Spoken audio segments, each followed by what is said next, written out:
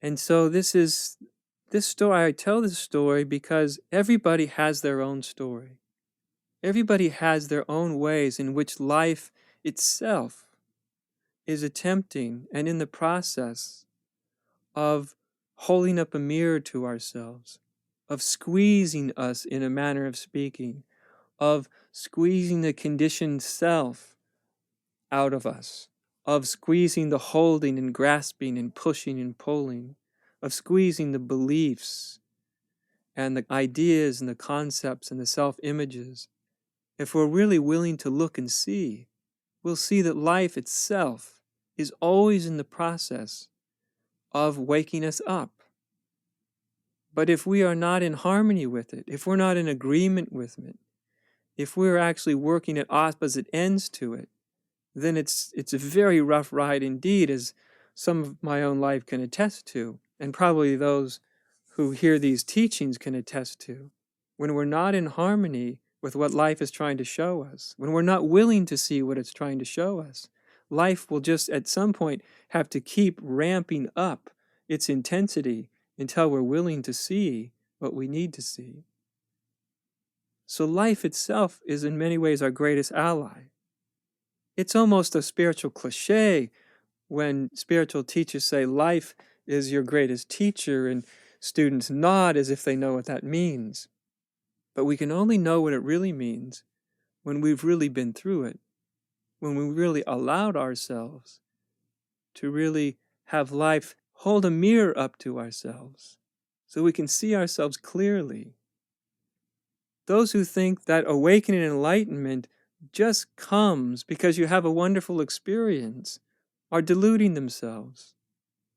Yes, there are those cases where someone has a spontaneous awakening, a spontaneous realization, and they really have very little, if any, karmic tendencies to really see through. They really have very little, if anything, that can to delude them again. But that's very rare. For most people, even after a very profound awakening, it's not done. The journey's not over. In many senses, it's begun. It's begun on a different level. But now the stakes are high. So we shouldn't delude ourselves into thinking that the path to enlightenment is just a rosy path. Because if we think it's just a rosy path, we're just going to be traveling in the direction of things. We're only going to let ourselves be pulled towards that which feels good, that which supports our notion, our image of what the path to awakening should be. But for most people, the path in awakening has, of course, wonderful moments, profound moments and realizations. But also the path of awakening is a very real, very gritty thing.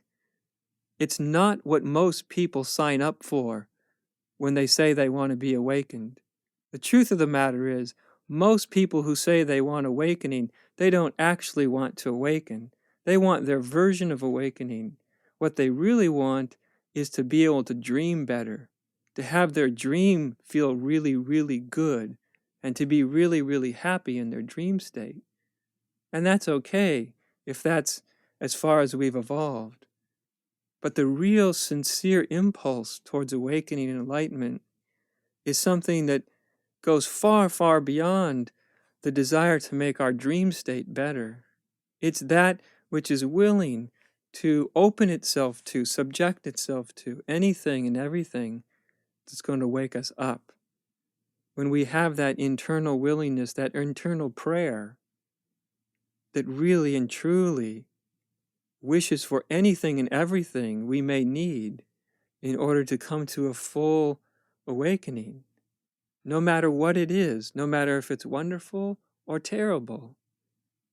The real, authentic impulse towards enlightenment is something that puts no conditions on what we need to go through to get there.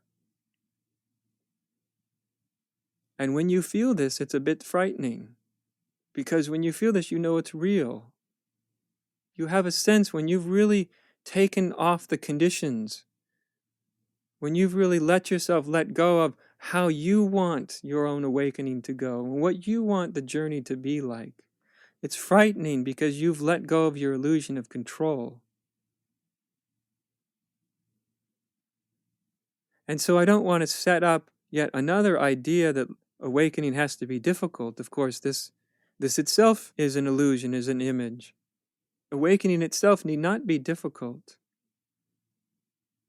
But to traverse that non-abiding awakening to abiding awakening for many, many people is going to take more of them to come forth. It's going to take more from you than you ever imagined.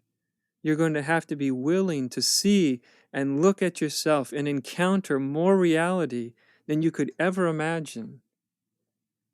You're going to literally have to be willing to lose yourself and lose your whole world. And that may sound romantic when you first hear it. It may sound romantic when someone says it. Oh, yes, I sign up. I'm willing to lose my whole world. But when your whole world starts to crumble, to crash down around you, when you start to come out of this unimaginable deep state of denial, it's something altogether different. It's something altogether more real and more gritty. And it's something that some people sign up for and some people don't.